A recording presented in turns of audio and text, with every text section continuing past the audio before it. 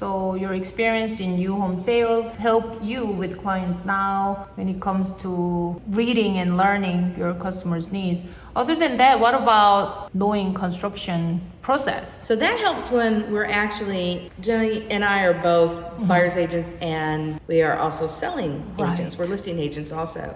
So the construction part of that knowledge to me is extremely useful when we have a seller. A lot of times houses need to meet certain criteria, whether it's a government loan and there are particular items that people are looking for.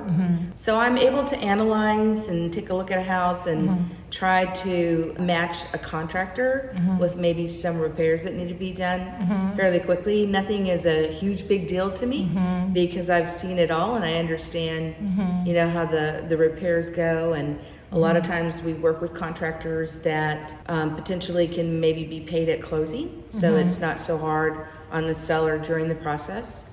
They can be paid at with the proceeds. So that's where that construction background comes in.